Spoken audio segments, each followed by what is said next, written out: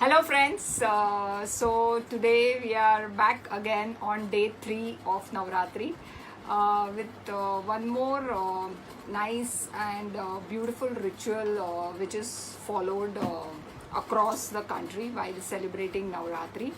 And now there are many modern, I can say, modern aspects given to this ritual which I am going to talk about today. Some of the viewpoints which I'm going to present today about this ritual are completely mine. So nowhere I am insisting you to follow it, or I totally leave it up to you. Again, wishing you all a very happy Navratri. Today is day 3, wishing all the viewers a Shubha Navratri too. So today's topic is very interesting because generally kids observe their mothers doing something in the house, and when asked they say that because my mother has been doing it for so many years, I am also doing the same. So today's kids, when you ask them or tell them certain things, they are not going to accept it so easily.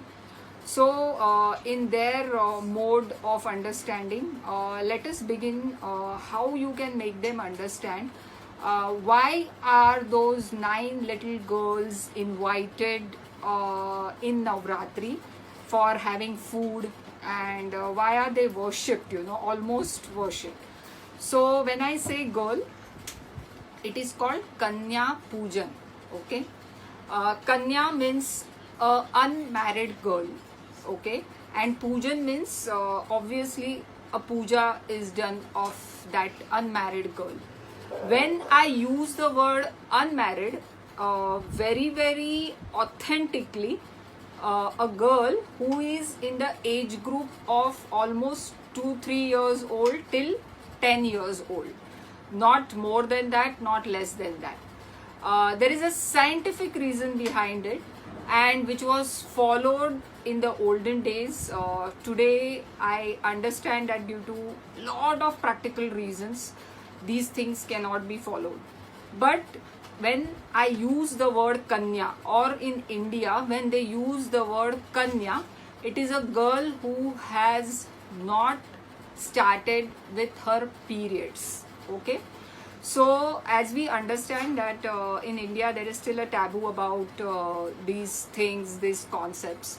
But I will specify over here. In olden days, it was very easy to get people around and acquaintances around, because there was a neighborhood which was close knitted, closely attached, and there were joint families, so a lot of children around.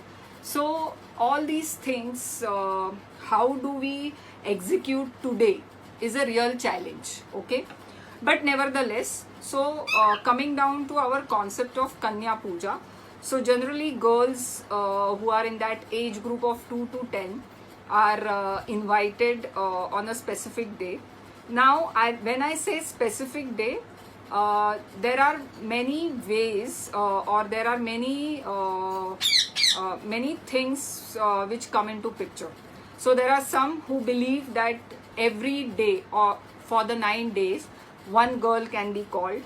There are people who start Kanya Puja from the 5th day of Navratri, that is Panchami. And there are some who very strictly believe that all these 9 girls should be invited on the 8th day, that is the day of Ashtami. Okay, so this is again something which today in the practical way has changed because of the time constraints. This year, as we all are aware about, even though children are at home, even they have a lot of time to spend, unfortunately they can't go to others houses, so that is how it is. So these 9 girls are invited basically, and what happens is that these 9 girls are almost worshipped like a goddess. The reason being, each 9, again the Navratri 9, So each 9 of them represent those 9 incarnations of Durga. So if you can see a picture behind, there is a very nice, the garlands have been put to them. There is the red powder, that is the kumkum, which is put to them. Their legs are washed, rather their feet are washed, first. The feet are washed at some places with water and milk as a mixture. Okay, so exactly what you do to a idol is done with the girl.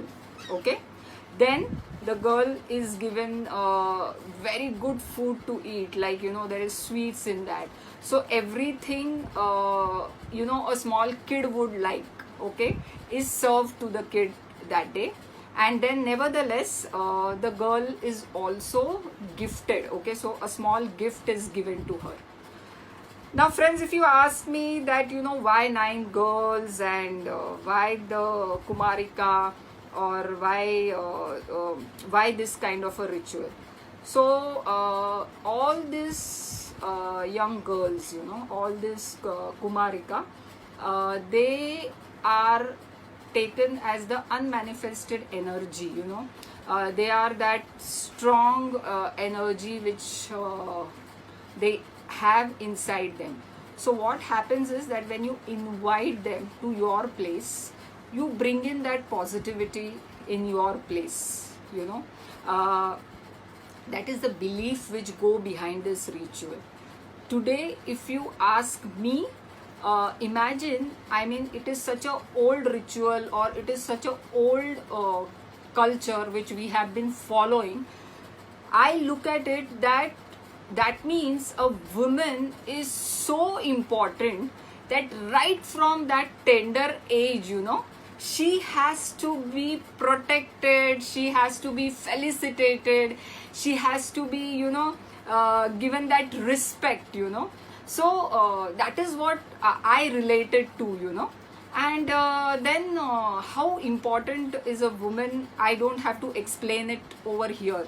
But this ritual gives me that feeling of, niceness, feeling of that being happy, feeling of that being independent, that such rituals actually inculcate those values even in the male members of the family. The male member can be as small as your kid, who is like, a 5-year-old, a 6-year-old, and onwards, the youngsters also I'm talking to. When they see something like this happening in the house, when they see this kind of a respect getting paid, to such a small kid, who is a girl, I think that itself brings in that feeling, that how women should be treated always. Unfortunately today, our country is facing the biggest issues. Of course, we are not going to talk about it here, but the disrespect which is happening across, to some extent, I feel there are many things, many missing loops. We have we as adults have also left in our culture and in our traditions. And also I feel that when such rituals happen over and over again, or rather they should keep happening across, it is just a way a woman power is actually shown or showcased in a very beautiful way, I would rather say. Okay, now many people believe that getting 9 kids is very difficult nowadays, and as the condition specifies that it has to be before, the girl has to be the Kumarika, as I said in the beginning. So what happens is sometimes you might not get 9 kids, okay, those 9 girls, okay, which are close by to your locality, or which are close by to your this thing, okay. So what I feel is that today, even if as an individual, as a family, if you are able to do this thing as a ritual part, even with one girl in your house, that is sufficient. And if you can go ahead and call a girl who is not from a so-called well-to-do household, she can be the daughter of your house help, she can be the daughter of your driver, she can be anybody, anybody who needs help, and if you can sponsor her education, if you can sponsor her clothing, if you can sponsor her good nutritious food, that itself I call is today's modern day Kanya Puja. So whether you are getting 9 girls, whether you are feeding them, whether you are washing their feet, is a part of the ritual, I will say. But taking into consideration today's practicality, I feel there is something more to be done about Kanya Puja.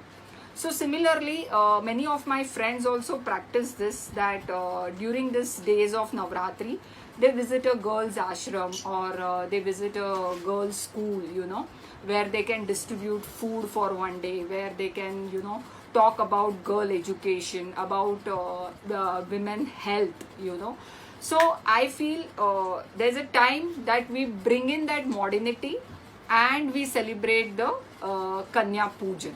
Okay. Now what happens is, in some houses Kanya Pujan is very important, while in some houses in Maharashtra especially also, and many other places, even a married woman is called. So 9 married women are called, and they and the same rituals which are done with the Kumarika, which happens during the Kanya Puja, are done with the married woman. Now you will ask me that you said that you need a girl who is like a Kumarika. So no. So why a married woman is called? Now let me come to that. So Durga always is in both the forms, So she is a brahmacharini in her on the second day, as well as now when she is married to Lord Shiva. Okay. So that is called Savashin. Okay. Now Savashin means a married woman who is called home, and she is given the haldi kumkum, she is offered the betel nut leaf, she is offered the coconut, she is also given the lunch. Okay. Now that is also something where the manifested form of the energy is celebrated. So those 9 women are also looked upon as the form of Durga for the 9 days. So this was something which I shared with you, my ideas about the Kanya Pujan and the Savashin thing which happens during Navratri. Even for the Savashin thing, many people have now gone forward and helped the women who actually need help. And that help, let me tell you friends, it can be on a psychological platform, it can be on a financial platform, or it can be on an empowerment platform. So let us all look at it from a different angle. Rituals with due respect on their place, and if we can extend the actual offering to Ma Durga, then what else Ma Durga would like to have? That that every woman has that energy, has that independence, and she creates her own identity. So think about it. So tomorrow we will be again back with our 4th surprise, and I hope you like today's video also. So wishing you all again a very, very, very happy Navratri.